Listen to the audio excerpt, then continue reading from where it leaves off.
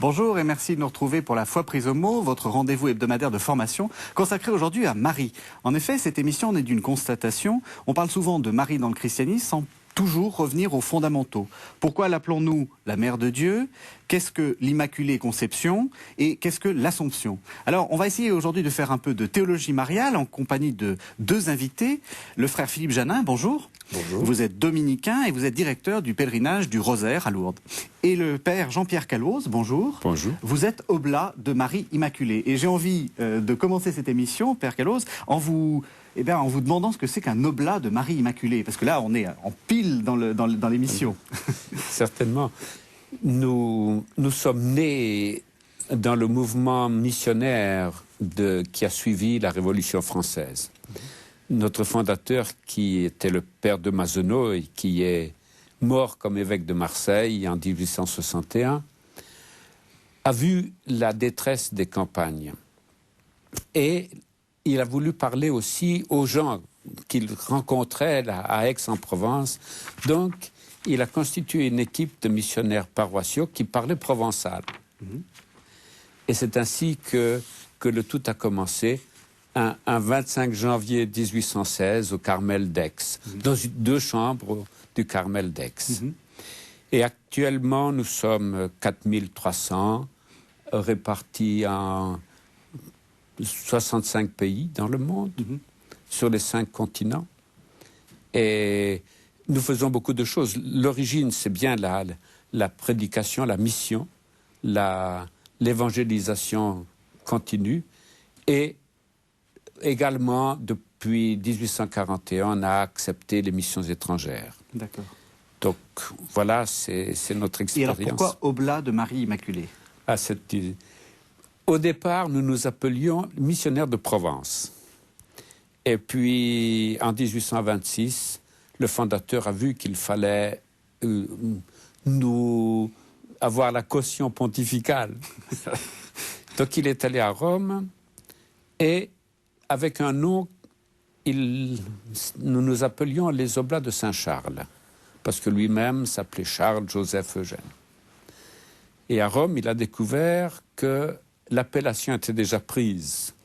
Et c'est en réfléchissant à cette réalité, tout d'un coup, l'idée lui est venue de nous appeler Oblats de Marie Immaculée. Et ça a été comme une intuition qui l'a enchanté. Il écrit une lettre pleine d'enthousiasme au lendemain de notre approbation pontificale en disant « Comment n'y avons-nous pas pensé plus tôt ?» Mais c'est intéressant, nous ne sommes pas nés d'une dévotion. Nous sommes nés de ce mouvement missionnaire d'évangélisation. Mais progressivement, nous sommes en train de découvrir Marie comme missionnaire. C'est ça qui est intéressant. Je crois que progressivement, nous entrons dans ce programme et on y trouve bien des richesses.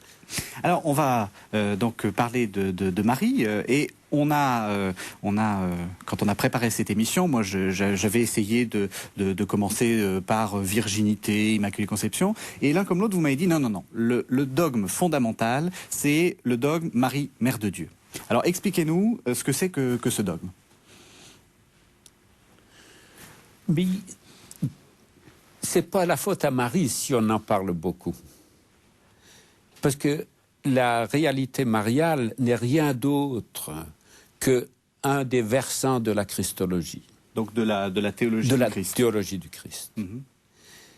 Et il est arrivé que dans les années 400, au 5e siècle, au 4e siècle déjà, on s'est posé des questions sur qui est Jésus. Et les Grecs qui aiment bien étudier et approfondir ont commencé à réfléchir. Ils ont dit, mais il est peut-être simplement un homme. Donc il y a eu, dans les années 400, un certain Théodore de Mopsueste qui disait, qui est venu avec cette théorie de l'homme assumé. Le Christ n'est pas fils de Dieu, mais c'est un homme qui est né et que le Verbe, la deuxième personne de la Trinité, a épousé.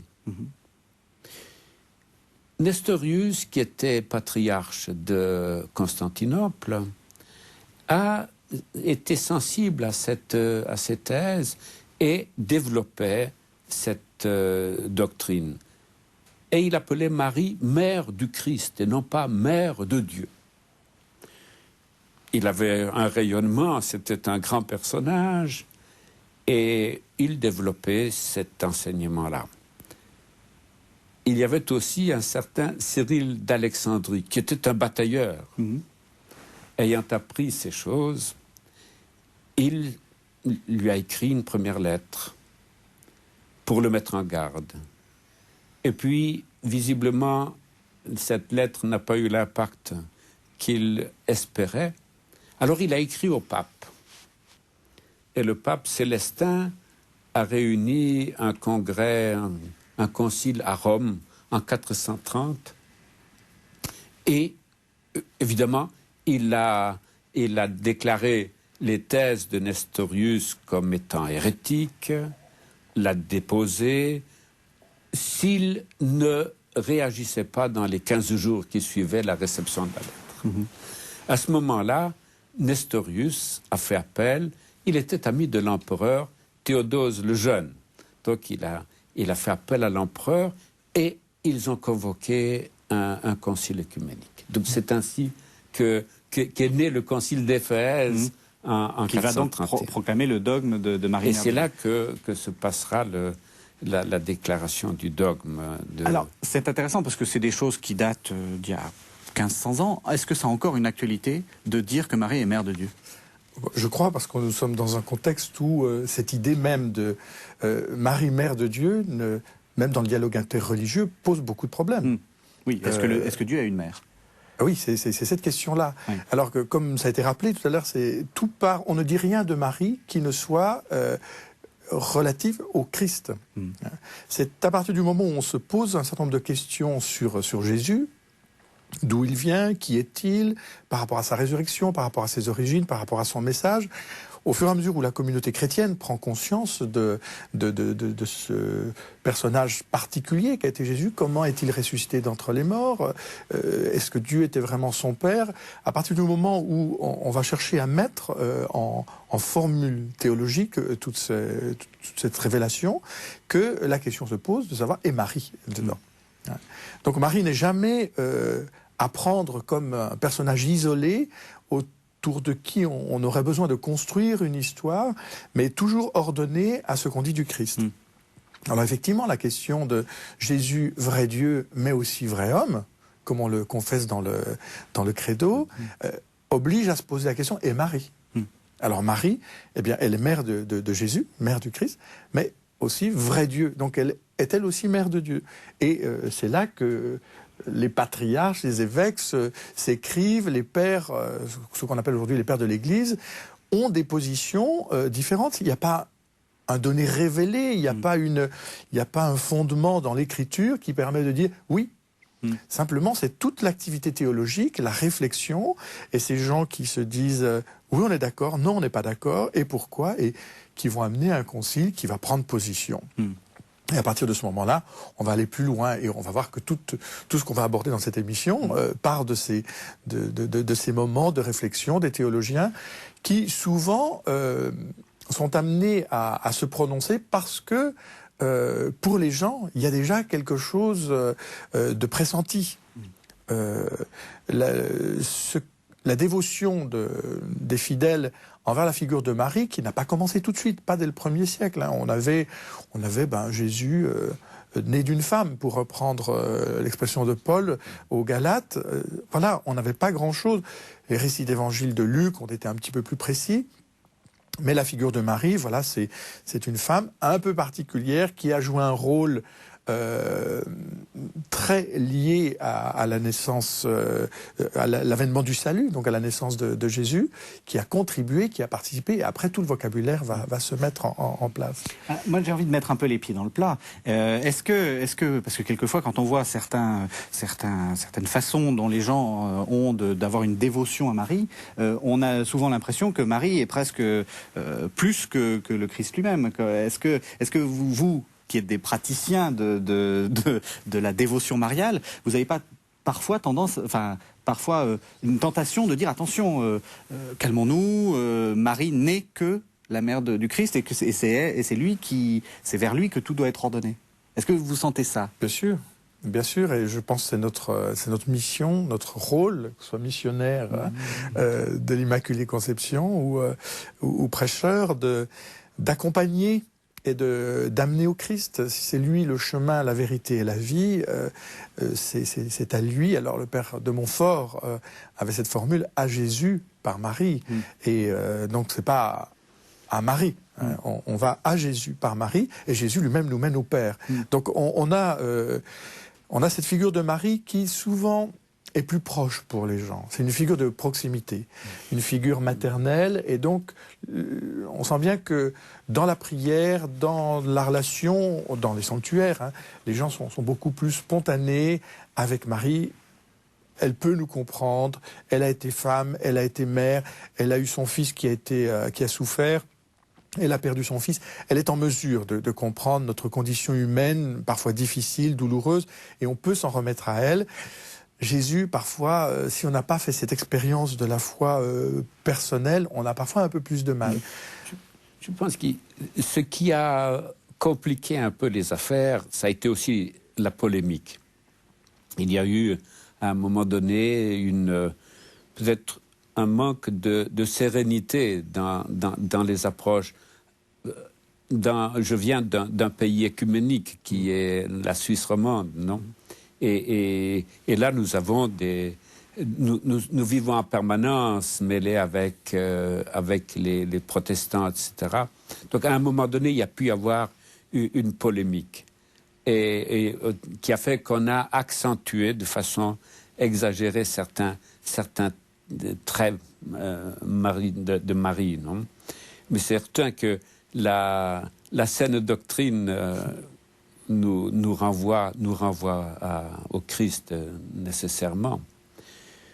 J'ajouterais une chose il peut y avoir quelque chose de choquant de dire Marie, mère de Dieu. C'est étonnant. La parole est choquante. Je crois que pour dédouaner Nestorius, il faut dire qu'il a hésité, parce que c'était énorme, cette affirmation. Mais je crois qu'on la comprend quand on comprend combien l'incarnation a été un grand dérangement pour le Verbe, pour le Fils de Dieu. Il s'est vraiment dérangé. Et saint Paul dit qu'il s'est annihilé en épousant l'humanité. Donc, et il y a un commencement en Dieu dans l'incarnation. C'est-à-dire que Marie est mère de quelque chose de nouveau en Dieu. Exact. C'est étonnant. Oui. Mais c'est ça qui nous oblige de voir l'immensité de l'amour de Dieu. Comment a-t-il accepté, a-t-il voulu cela? C'est étonnant. Et dans ce sens-là, la vérité de Marie, Mère de Dieu, nous renvoie à Dieu, à son amour immense. Et comme le dit la prière, tu n'as pas eu horreur, tu n'as pas été gêné par le sein de la Vierge Marie. C'est étonnant. Je crois qu'il y a quelque chose de très juste dans ce qui vient d'être dit. Si on avait gardé le terme Marie, mère de Jésus, ou mère du Christ, alors, si on dit mère du Christ, on va déjà un peu plus loin que mère de Jésus. C'est-à-dire, on ne s'arrête pas qu'à l'humanité de Jésus. On reçoit Jésus-Christ comme Messie, donc envoyé de Dieu. Mais on en serait resté sans doute à la dimension humaine de Jésus, alors que ce qui va fonder et nourrir notre vie de foi, c'est le fait que Jésus est Dieu. Sinon, l'Eucharistie, tout s'effondre. Ça reste des gestes symboliques. C'est parce que Dieu se donne et que nous recevons la vie éternelle par l'Eucharistie. Donc voilà, Marie, en étant mère de Dieu, elle est resituée aussi dans une dimension beaucoup plus large et beaucoup plus riche, qui ne nous fait pas oublier ou qui ne nous fait pas réduire notre relation au Christ uniquement à un homme qui serait uniquement passé en faisant le bien et en guérissant les malades, mais sans nous ouvrir, sans nous amener jusqu'à Dieu. Oui, nous n'aurions pas été sauvés. C'est vrai. Donc on touche à le cœur du cœur, non? C'est parce que le Verbe de Dieu s'unit, devient homme, que l'humanité est épousée définitivement, que l'alliance est définitive, et que il devient par là le nouvel Adam. Donc c'est une nouvelle origine de l'humanité, un nouveau départ. Et c'est pour ça que c'est si important. Et que les pères ont lutté, que certains sont morts, et qu'il y a eu pour défendre cette réalité du salut. Sinon, Jésus aurait été un prophète, un enseignant, un martyr, c'est très bien. Mais là, il nous a assumés, il nous a ressaisis, recréés, repris. Et c'est important. Alors donc le premier dogme, c'était Marie Mère de Dieu. On va ensuite passer en revue les autres, et évidemment celui qui est le plus évident, c'est celui de la virginité. Marie, c'est la Vierge Marie. Alors en quoi c'est important? Est-ce que tout ce que vous décriviez là, ça pouvait pas être fait avec une femme qui n'est pas vierge? En quoi c'est important qu'on rappelle en permanence qu'elle est vierge? Moi, je crois que très tôt, ce qu'on appelle le sensus fidei, Oui. c'est-à-dire le sentiment des fidèles, a été de ne pas pouvoir imaginer autre chose que si Jésus était né de Marie, eh bien, il ne pouvait pas être né autrement que d'une vierge. Oui. Il y avait quelque chose de radicalement neuf, de radicalement nouveau, qui nécessitait, je dirais, un écrin tout neuf. C'est un goût pour le miracle? Non, je crois que ça a été vraiment le sentiment que cette nouveauté, cette recréation nécessitait des moyens tout à fait nouveaux, des outils tout à fait nouveaux. Et il fallait que Marie puisse être disponible, cette Vierge disponible. C'était pas gagné d'avance, parce que l'ange va lui demander si, de la part du Seigneur, si elle veut bien accueillir en elle. Elle dira oui. Elle aurait pu ne pas dire oui. Hein. Mais donc elle avait peut-être qu'on est venu la visiter parce que dans son cœur, elle était déjà disponible, et les pères vont appuyer cette dimension-là. C'est peut-être parce que déjà elle avait dans sa disponibilité, donc dans sa virginité, elle était prête à recevoir cette annonce, que ça a pu se faire, qu'elle a pu être visitée, et qu'ensuite elle va le rester. On verra après. Hein. Donc je pense qu'il y avait vraiment cette idée, on ne pouvait pas imaginer que Jésus soit né d'une femme qui aurait déjà eu des enfants, je pense. C'était... Oui, et c'est le Père de Jésus, c'est le Père, c'est Dieu. Hein. Dans le credo, nous disons « conçu de l'Esprit Saint, né de la Vierge Marie ». Hein, et vous avez ces icônes de Marie avec l'ange le jour de l'Annonciation. Et dans le lointain, le Père est là, et il envoie son Verbe. Et on le voit, c'est comme qu'il descend, qu'il vient. Quelquefois, il y a une petite colombe. C'est ça. Oui. Et dans le oui de Marie, le oui permet au Verbe de prendre chair. Et on peut peut-être apporter un mot aussi, puisqu'il y a la traduction du grec. Est-ce que c'est la Vierge ou la jeune fille? Hein? Oui. Les traducteurs ont retenu le mot vierge. Et parce que c'est clairement dans la Bible l'idée que c'est une vierge. Enfin, on est dans l'Évangile de Luc, c'est évident. Oui. Donc on a retenu le mot vierge parce que effectivement le credo confesse la foi. Il est né ex Maria Vergine. Il est né de Marie Vierge, de la Vierge Marie, pour désigner la jeune fille. Mais en tout cas, il fallait que ce soit une jeune fille pure. On se souvient encore que dans dans l'Exode, déjà il y a ce souci des premiers-nés, des offrandes à faire à Dieu. Il fallait que ce soit le premier-né qui soit sans tache, sans faute. Il y a cette idée de l'offrande qu'on peut faire à Dieu en action de grâce, mais de l'offrande pure et parfaite. La prière eucharistique va reprendre ça. Donc il fallait que celle que notre humanité allait offrir à Dieu pour pouvoir accueillir le Verbe, soit elle aussi conforme aux offrandes attendues, c'est-à-dire pures, sans faute. Et sans doute que l'Immaculée Conception, dont on parlera tout à l'heure, relève aussi de cette idée. Et puis, elle dit elle-même à l'ange, comment cela se fera-t-il puisque je suis vierge, hein? Donc, et il y avait elle était vierge. Oui. Et le signe que l'ange lui donne, c'est sa cousine, Élisabeth, une vieille femme, n'est-ce pas, qui a conçu, qui en est dans son 6e mois, comme dit l'Écriture.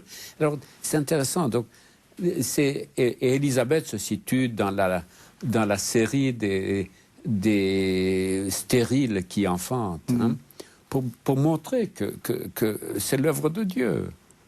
Donc, pour vous, la virginité, c'est le signe de la puissance de Dieu. Certainement, c'est ça. C'est vrai. Bon, on ne l'explique pas autrement, n'est-ce pas, mais elle s'inscrit dans cette série des stériles, des stériles qui enfantent. Et certainement, ça a été une réponse pour Marie, hein, de savoir que sa cousine était enceinte. Elle s'est dit, bien, voilà. Donc, je découvre là quelque chose qui me dépasse et j'adhère, n'est-ce pas? Alors, on dit souvent qu'elle est vierge avant, pendant, in partum et post-partum, après l'enfantement. Est-ce que c'était la peine d'aller si loin dans cette définition, parce que ça pose des questions un peu compliquées de comment ça se fait, comment ça marche, comment est-ce qu'on peut accoucher en même temps rester vierge. Enfin, est-ce que c'est pas se poser des questions un peu pour égarer le bon peuple? Je crois que justement, on en revient, hein, le dogme de la foi va un jour marquer avec des mots solennellement une position de l'Église après qu'on en aura discuté, après que les gens se seront posés des questions. Et il faut trancher. La question s'est posée de savoir, d'accord, Marie était vierge avant, ça n'a pas vraiment posé de problème. Je voudrais quand même juste rajouter que c'est pas une virginité au sens de la Vierge mythologique. Oui. Hein, on n'est pas dans la mythologie, parce que ça a fait débat. Quand même. Donc c'était pas un donné immédiat, il fallait que... c'est aussi au cours de réflexions théologiques, de positions, qu'on a affirmé Marie vierge. Alors ensuite, la question vierge avant, vierge pendant. Comment l'enfant Jésus était-il sorti? Puisque la virginité était quand même vérifiée par deux choses, comme ça se fait encore dans les mariages en Orient, souvent. Hein, il faut exhiber le torchon ou le linge souillé par la perforation de l'hymen pour montrer qu'il y avait eu, c'est bien une vierge qui était jusqu'au mariage.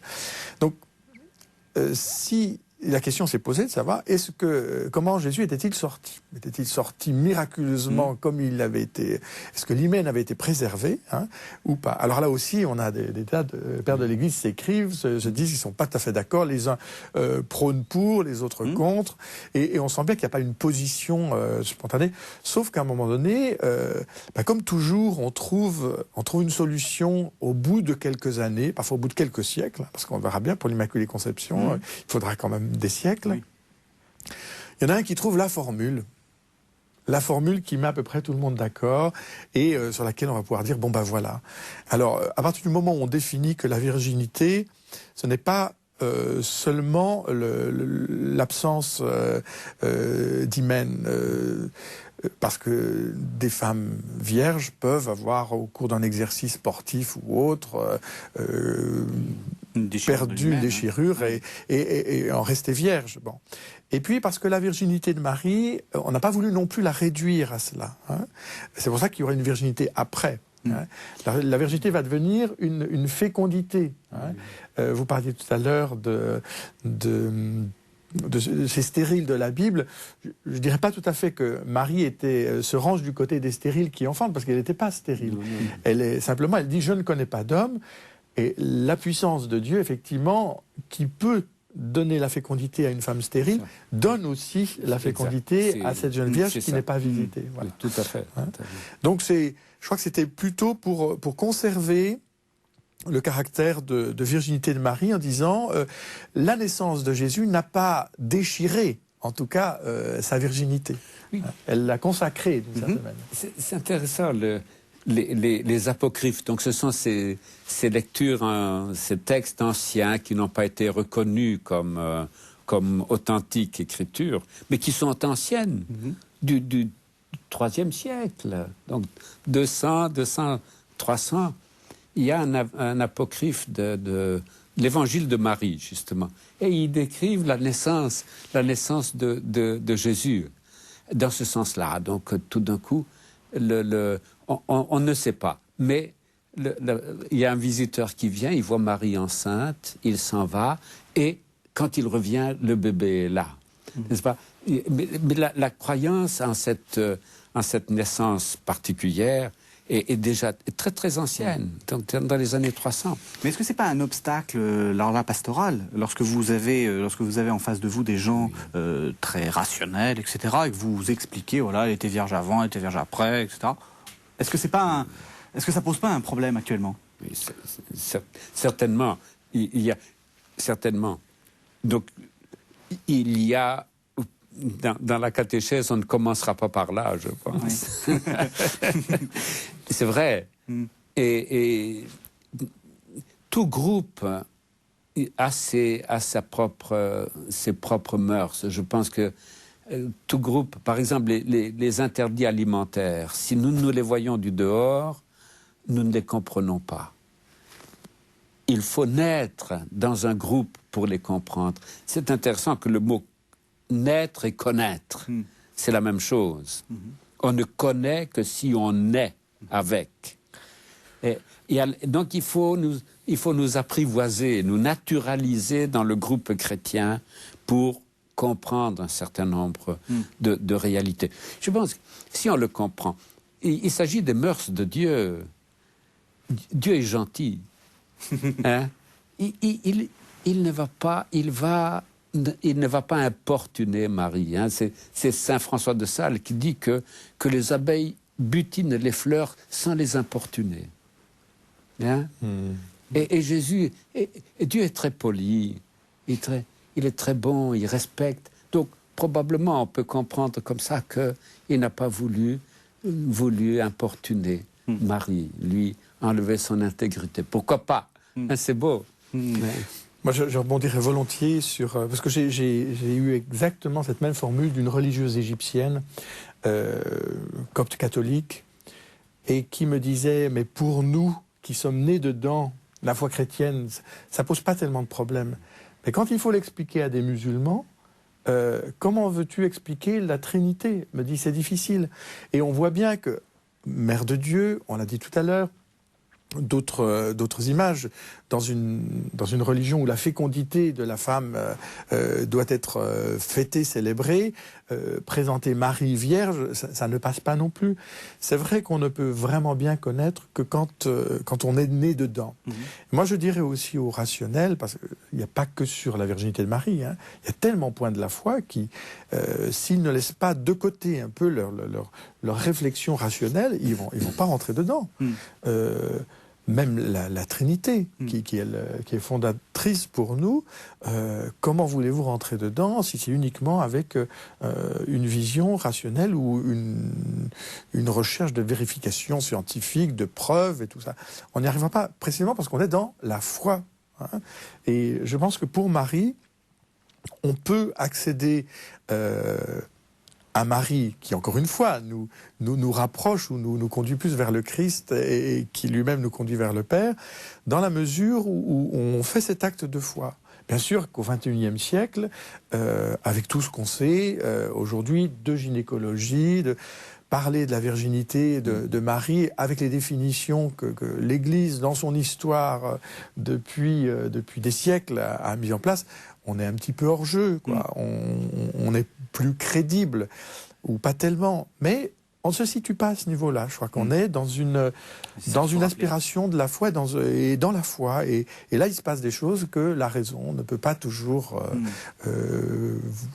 comprendre. En fait.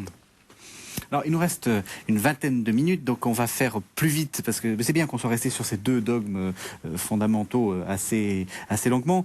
On va ensuite parler des deux dogmes modernes, des deux dogmes récents, et cette émission est diffusée pour le 8 décembre, et évidemment on va parler de l'Immaculée Conception.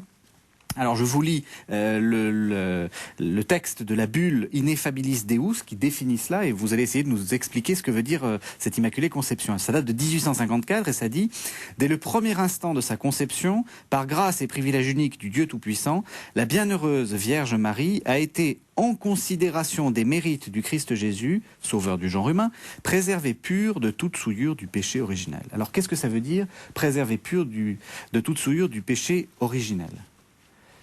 Encore une fois, l'Immaculée Conception, c'est vraiment quelque chose qui parle de Marie. Hein. Parce que quelquefois, on confond la conception virginale et l'Immaculée Conception. Là, c'est un dogme sur Marie. Alors, qu'est-ce que ça veut dire ? Oui, c'est aussi une vérité qui a mûri à l'intérieur de l'Église. Non ? Il y a eu des écoles qui se sont développées. Il y a eu l'école dominicaine, n'est-ce pas, qui ne voyait pas bien la place de l'Immaculée Conception, parce que tout le monde est touché par le péché originel. Nous naissons tous de la même physique humaine qui est née d'Adam, et donc nous sommes marqués par son héritage. Et alors voilà, ça c'était un des points. Ensuite, nous sommes rachetés par Jésus. Et comment Marie, qui est avant Jésus, pouvait être rachetée, être exempte de péché. C'est à ce moment-là que est venue la formule que c'est un franciscain a mise au point, Duns Scott, n'est-ce pas, avec cet effet rétroactif de la grâce de Jésus. Non ? En anticipant la grâce de Jésus, Marie a été préservée de l'héritage d'Adam pour ce nouveau départ dont nous parlions.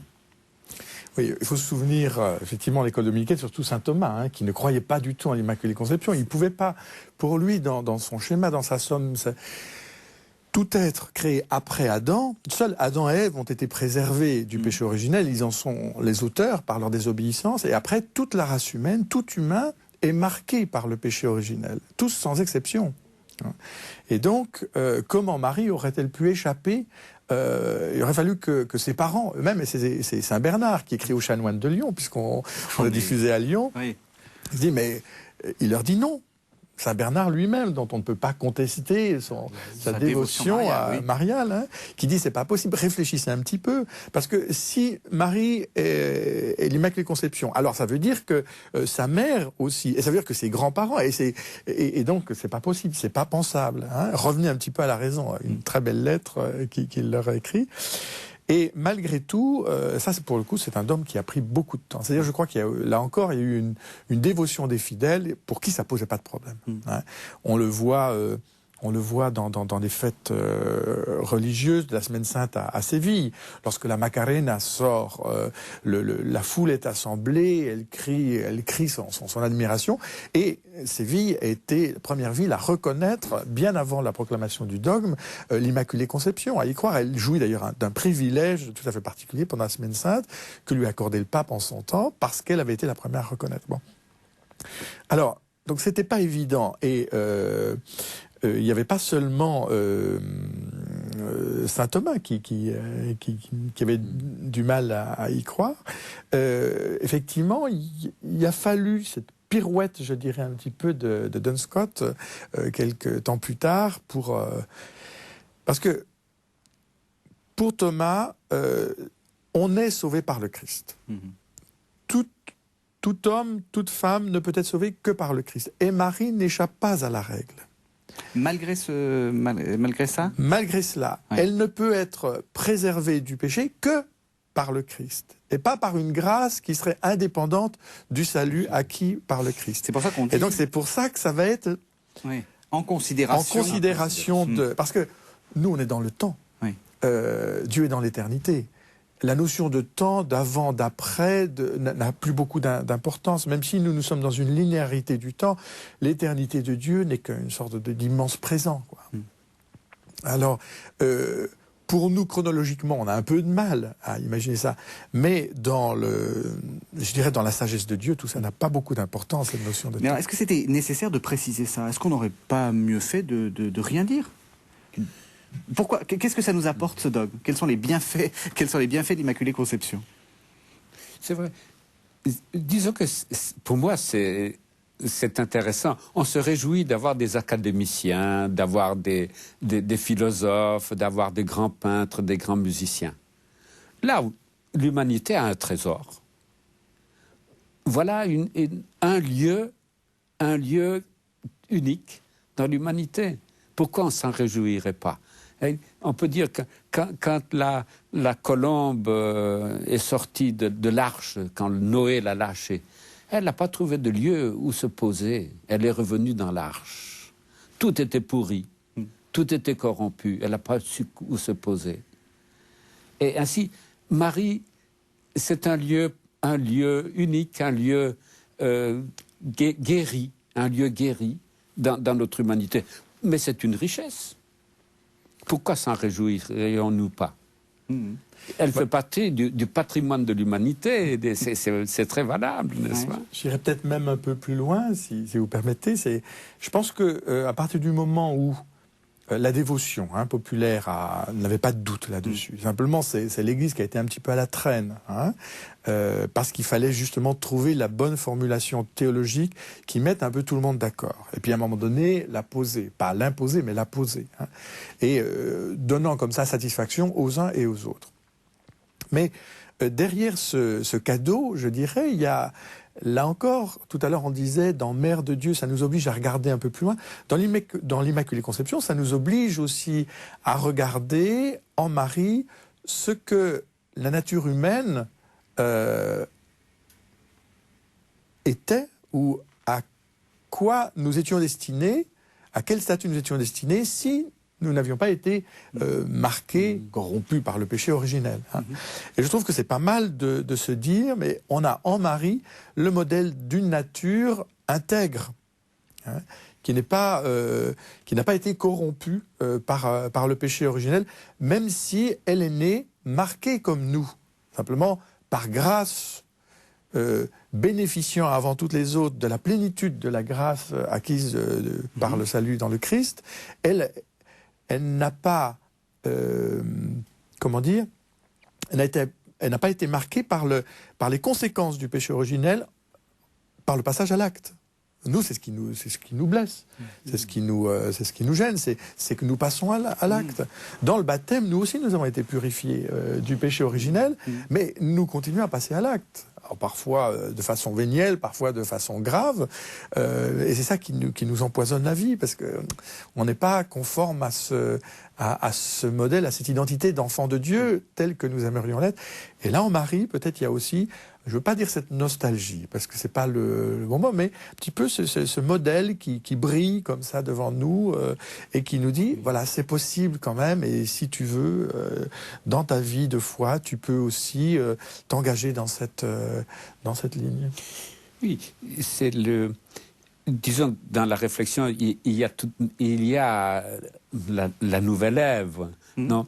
Dans la Genèse, il est écrit la descendance. Non, j'établirai une inimitié. Dieu dit au serpent, j'établirai une inimitié entre toi et la femme, entre sa descendance et la tienne. Et la descendance de la femme te mordra, t'attaquera. Et toi, tu essaieras de l'attaquer au talon. Non? Et c'est de ça. Donc, il y a cette grande espérance qui est dès le début et qui se vérifie en Marie victorieuse du mal. Elle n'a pas de connivence avec le trouble. Elle est, et ça, c'est la vraie humanité. D'avoir des des connivences avec le mal, avec le trouble, avec la violence. Ce n'est pas très humain. Tandis que Marie, elle a cette représentation-là, et elle est la nouvelle Ève, donc la nouvelle... à l'origine de la nouvelle humanité aussi. Donc quand on fête l'Immaculée Conception, à Lyon en particulier, c'est ça qu'on fête, en fait c'est une fête de l'humanité. C'est une fête de l'humanité non pécheresse. Oui, alors c'est plus compliqué pour Lyon parce que je crois que c'était... Oui, aussi il y a eu pour sauver tout le contexte historique aussi. Mais non, mais ou par exemple quand à Lourdes, Bernadette voit la Vierge qui lui dit « Je suis l'Immaculée Conception ». Oui, là aussi c'est reçu. Hein, qu'est-ce qu'on célèbre à Lourdes? Qu'est-ce qu'on va célébrer aujourd'hui, ce 8 décembre à Lourdes? Justement, ce fait, cette révélation, c'est-à-dire que l'attestation presque...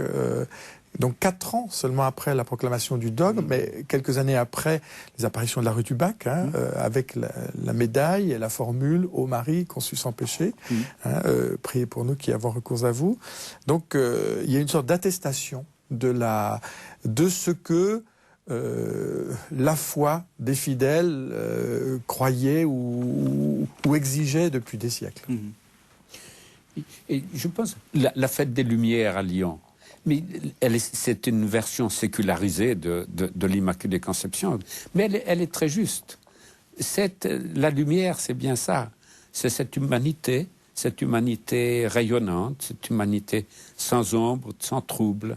De fait, je crois que c'est intéressant. Pour la fête des Lumières, on n'est pas loin non plus de la Sainte-Lucie, où les pays nordiques mettent des luminions. On a des traditions, je pense que rien n'empêche de voir la beauté du symbole. Tout à fait. Et je crois qu'effectivement, Lyon s'est enorgueilli beaucoup de cette fête où tous les Lyonnais participaient. Alors, aujourd'hui un peu moins religieusement, mais profondément religieusement. Il y avait cette grande procession depuis Fourvière, sur les pentes jusqu'à Primatial et dans les rues de Lyon. Je crois que c'est un hommage des Lyonnais. Il faut bien voir aussi que dans beaucoup de ces villes, on avait beaucoup de représentations de la Vierge aux angles des rues, sur les maisons, et qu'on mettait à ce moment-là, je dirais, en lumière, parce qu'on se plaçait sous la protection de Marie, et la ville tout entière s'était placée sous la protection de Marie, en considération des guérisons aussi d'une peste, je crois. Alors, on va arriver au dernier dogme, qui est alors le plus récent, qui date des années 50, 1950 exactement, qui a été défini par la Constitution apostolique Munificentissimus Deus, et qui donc depuis 12, qui dit « L'Immaculée Mère de Dieu, Marie toujours Vierge, après avoir achevé le cours de sa vie terrestre, a été élevée en corps et en âme à la gloire céleste ». C'est ce qu'on appelle l'Assomption. Alors, qu'est-ce qu'il faut comprendre dans ce dogme de l'Assomption ? Je dirais que là encore, c'est la question, qu'est-ce qui est advenu de Marie? Du corps de Marie, oui. Est-elle morte ou a-t-elle été... Alors, c'est pas sans lien avec ce qu'on vient de dire, c'est-à-dire que si le péché entraîne la corruption et la mort étant une des conséquences du péché, si Marie a été préservée du péché, a-t-elle été préservée de la mort? Oui, donc à partir du moment où on avait défini l'Immaculée Conception, on était obligé de... D'une certaine manière, il fallait aller jusqu'au bout de la logique et apporter une réponse un peu claire à cette question. Marie est-elle morte? Dans ce cas-là, où est son tombeau? On sait bien, on va chercher des tombeaux, même le tombeau du ressuscité, le Saint-Sépulcre. On aime bien avoir un lieu, chacun de nous a une relation particulière au tombeau, au cimetière. Donc, y avait-il un tombeau de la Vierge à vénérer quelque part? Et si y avait un tombeau, c'est que Marie était morte. Mais Marie a-t-elle été abandonnée à la corruption de la terre? Est-ce que son corps avait subi les outrages de la décomposition? Bien sûr que non. On ne pouvait pas, dans la logique, se dire si le Seigneur a choisi cette Vierge qui a consenti à devenir la mère du Sauveur, à collaborer à l'œuvre de Dieu. Si si Jésus nous l'a donné pour mère du haut de sa croix, pour qu'elle continue, si Marie était là à la Pentecôte au moment de la naissance de l'Église avec les disciples, voilà. on ne pouvait pas la laisser pourrir dans un tombeau. Ce n'était pas pensable. Alors, on a des choses très belles. C'est à Elche, en Espagne. Hein, il y a le El Misterio d'Elche. Tous les ans, il y a une grande représentation dans les traditions des mystères médiévaux où on a la mise en scène de la mort de Marie et du plafond de l'église qui a été construite pour cela. Il y a une nacelle qui descend et un ange qui vient chercher l'âme de Marie pour la soustraire à la corruption du tombeau. Donc, voilà. Alors, Marie est morte, hein, parce qu'elle était de notre humanité, donc comme tous les humains, sauf il lui a été épargné la corruption du tombeau. Hein. Justement, est-ce que c'est pas un danger? Le Père Genin parlait de cette sorte d'ange, etc. Est-ce que c'est pas un danger de faire du trop grand spectacle? Là encore, ça heurte un peu. On imagine Marie qui monte. Enfin, je sais pas. C'est vrai qu'elle est, surtout à l'heure actuelle, avec les cosmonautes et autre chose. Non, c'est une mythologie intéressante et moderne et risquée, non? Et Marie, elle est emportée vers les hauteurs, portée par les anges. C'est vrai. Il faut décoder ces représentations et en faire les nôtres. Je crois que c'est important d'essayer de nous assimiler ce trésor. Marie est la première des sauvées, hein. Donc c'est aussi une fête de l'humanité. Elle est notre gloire. Et elle est déjà parvenue au terme de la route. Donc si elle est là, c'est que la route est possible pour nous aussi. Donc c'est un signe d'espérance. Et je pense qu'il s'agit de lire un peu l'Apocalypse. Elle est la nouvelle Jérusalem qui descend du ciel, l'épouse, prête pour les noces éternelles, l'accomplissement de ce qui a été réalisé et dans la création et dans la rédemption. Donc, elle est signe d'espérance. Et on l'appelle comme étoile du matin. Mais oui, c'est là.